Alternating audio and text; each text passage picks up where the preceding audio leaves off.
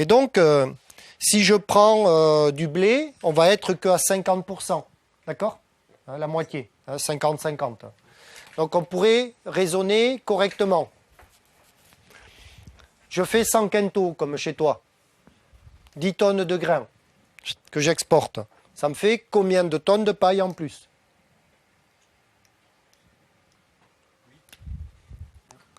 Voilà. Donc si j'ai, allez, on va le mettre en bleu. Donc ici, j'ai 10 tonnes. Donc maintenant, il faut calculer. D'accord? C'est-à-dire, c'est ça, on va dire que c'est 100. D'accord? 100 multiplié par 60% égale 10. Hein, donc ça fait combien? Règle de 3. 7 quasi. Hein, on va arrondir. 7 tonnes. On va arrondir. Donc vous avez 7 tonnes ici de paille. D'accord? Donc quand j'ai 17 tonnes au-dessus du sol, j'en ai combien dedans? La moitié. Hein? On va dire. Hein? Donc, puisque c'est 50 de ça, donc c'est un tiers. D'accord? C'est un tiers du aérien. Hein? Donc ici, j'en ai encore, allez, on va arrondir, 8 tonnes. Hein?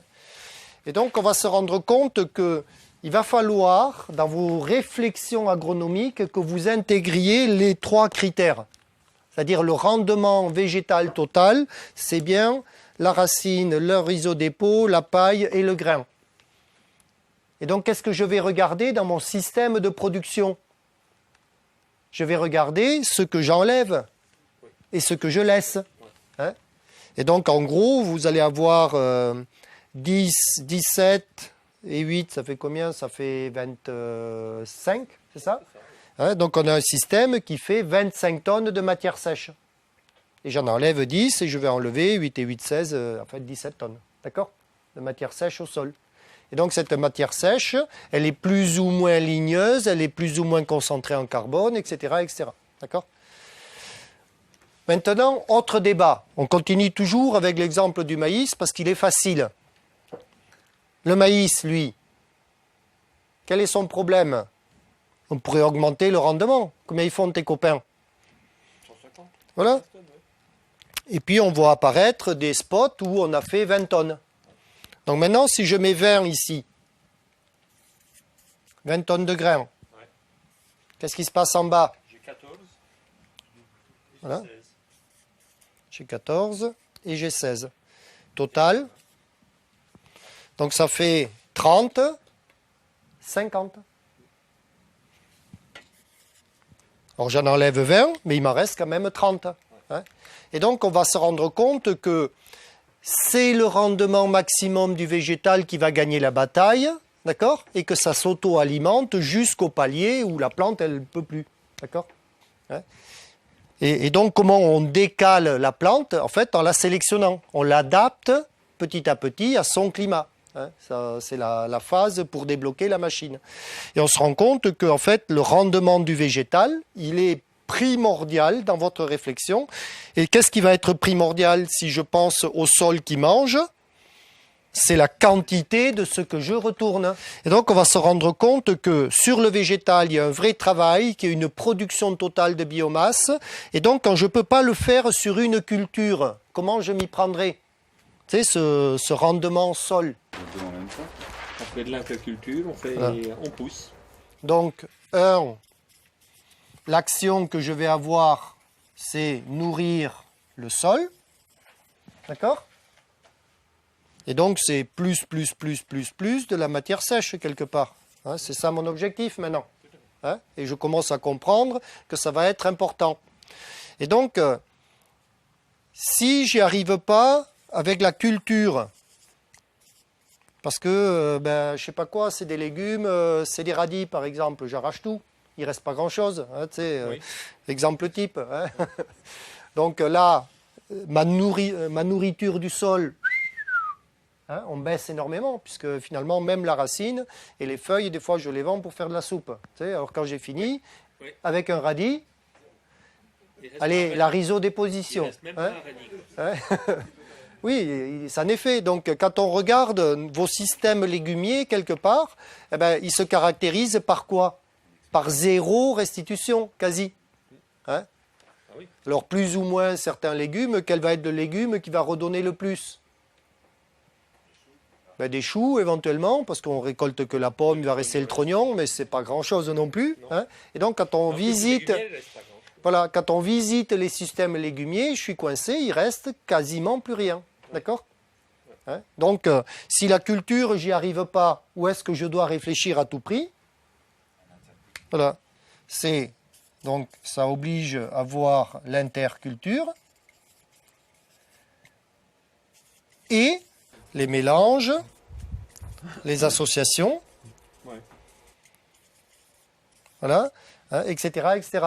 Hein, c'est-à-dire qu'il y a un grand volet d'imagination, on va dire, dans le jardinage qui n'est pas tout à fait pris. Alors, qui pratique des agricultures où on a ce genre de pratique? Qui est-ce qui fait ça d'habitude? Hein? Ouais, les sociétés traditionnelles, la milpa, les Indiens, les machins, mais en Afrique, en fait, on a des multi-étages, etc. Hein? La fameuse milpa des Américains, là, ou des Indiens, hein? Ben, vous avez un maïs, un haricot et une courge. Voilà. Et donc, maintenant, vous savez exactement tout. Que va faire le maïs?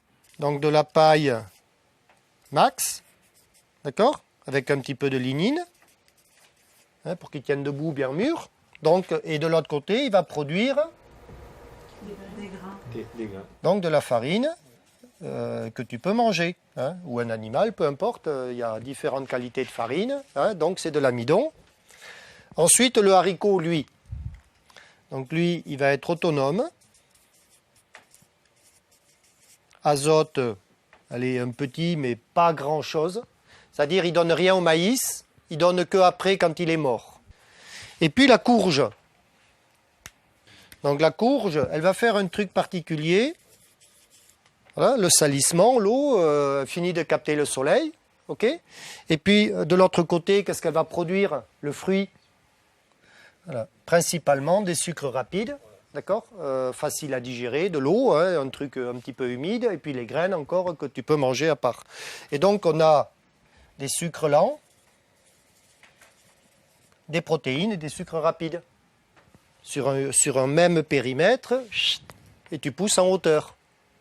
Et donc ces gars-là, on le verra cet après-midi, je vous montrerai un petit peu la performance de ce raisonnement-là.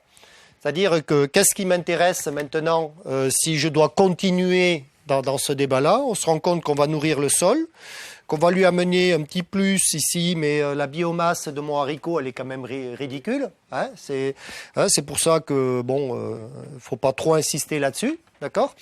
Par contre, on a un effet de complémentarité, une tige, un tuteur au carbone, une liane sur l'azote et un couvre-sol désherbant. Hein, qui va finir le job au pied. Globalement, si je termine ce raisonnement-là, si je prends cet exemple entre donc le maïs, le haricot et la courge, qu'est-ce que je vais constater? Ça s'appelle comment ça? Voilà, une association et des mélanges, on va chercher de la synergie, et donc il y a probablement des couples, d'accord, de plantes qui fonctionnent mieux les uns avec les autres que d'autres. Hein? Et donc, si je veux arriver au bout de mon travail d'agronome, je dois investiguer quoi? Les bons couples ou les bons mélanges, d'accord? Et que tout ne doit pas forcément fonctionner ensemble. Donc là, on n'en sait fichtre rien. Hein? C'est perdu comme savoir. Et en fait, c'est chez les jardiniers qu'il y a les meilleurs savoirs incubés là-dessus, puisque vous avez plein de petits bouquins de jardinage qui vous donnent que pour protéger les carottes, il vous faut les poireaux à côté, je ne sais pas trop comment. Il y a tout un tas de savoirs qui traînent, d'accord? Et en fait, il faudrait revisiter ça, et en fait, il faudrait aussi le revisiter sous l'angle nourrir le sol, par exemple, sur cet exemple-là, d'accord? Et donc, si mon système, parce que je suis quand même à récolter à la main, si je maîtrise du désherbage, c'est pas un souci. J'ai le temps d'y aller, ramasser mes haricots, ramasser mon maïs, etc. Il peut finir son cycle, même si c'est du maïs doux, mais il peut finir de crever tant que le haricot y pousse, qui fait tuteur.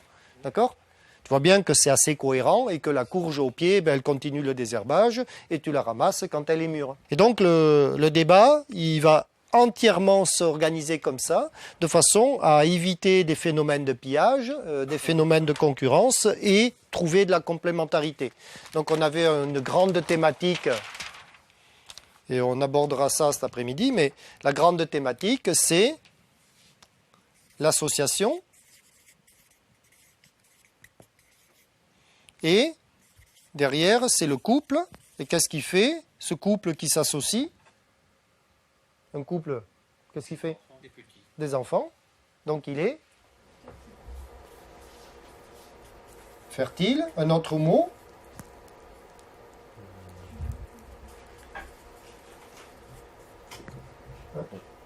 Il est fécond. En fait, il se passe des choses assez bizarres. Si vous visitez ces thématiques-là, en fait, c'est toujours des individus. Et pour que ça marche, c'est des individus qui sont... OK? Hein? Voilà. C'est-à-dire, ils vont se compléter. Hein? C'est-à-dire que cette association très particulière, en fait, ça va être une complémentarité. En fait, ce qu'on va chercher, c'est une complémentarité. Alors donc, ce qui nous intéresse, nous, c'est sur les plantes. Hein. Donnez-moi des systèmes qu'on connaît complémentaires, des associations qu'on sait qu'elles vont plus ou moins bien fonctionner. Voilà, graminées, légumineuses. Est-ce qu'on en connaît d'autres? Oui, colzavès, ça va bien. Donc, crucifères. Hein? Voilà. Ah, en fait, on ne sait pas trop. Intuitivement, on travaille là-dessus. Il y a probablement d'autres associations possibles. Et d'après Lucien Segui, on a des trucs qui pourraient être assez sympas, qui pourraient être graminées plus graminées. Alors, graminées, globalement, chez les Sud-Américains, là, où ils ont tous ces systèmes-là en place en grande culture, c'est leur fameuse Bracharia maïs. Donc, Bracharia, c'est une super graminée, un truc abominable. Hein, c'est, quand tu vois ça, tu pleures. Hein. Ça fait une couche, ça fait sur la terre, ça vous fait une couche qui arrive à peu près haute comme ça, et comme un maillage enchevêtré sur les tiges et les racines, et tu peux pas l'arracher du sol tellement c'est puissant, ça va à 2 mètres de profond, pareil quoi. Et donc quand tu as cette association-là, ça marche relativement bien. Et donc ils ont de Bracharia maïs ou du Cynodon, c'est du chiendent maïs, d'accord? Oui. Et, mais en fait, ils s'en servent, ils bloquent, à un moment donné, ils bloquent, mais je peux vous donner, ça, j'en ai absolument pas en développement. Hein, ça, on ne sait pas faire, nous, en France. Moi, j'ai jamais... Je m'attaque à ça, là, avec quelques costauds, mais c'est des bouts de champ, hein, d'accord? Par contre, crucifères légumineuses ou graminées légumineuses, ça marche super bien. Là, on a peu de problèmes avec ça. Là, pour la première fois, j'ai vu arriver ça avec des systèmes vivants sans les tuer. Ça y est.